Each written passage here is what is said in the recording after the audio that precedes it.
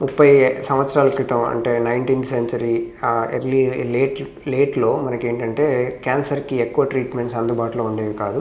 So, అందులో అప్పట్లో క్యాన్సర్‌ని లేట్ స్టేజెస్‌లోనే గుర్తించడం జరిగి, దాన్ని పూర్తిగా నయం చేయలేక చాలామంది మృత్యువాత పడుతూ ఉండేవాళ్ళు.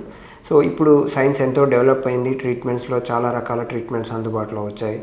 మనకి సేఫ్ ట్రీట్మెంట్స్, పెయిన్‌ఫుల్ లేకుండా సింపుల్ ట్రీట్మెంట్స్ లాగా మనకిప్పుడు అందుబాటులో ఉన్నాయి.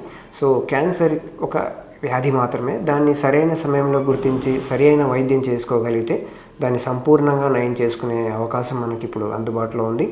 సో, ఇట్లా నయమైపోయిన వాళ్ళు మన మెడికవర్ క్యాన్సర్ హాస్పిటల్‌లో చాలామంది ఉన్నారు.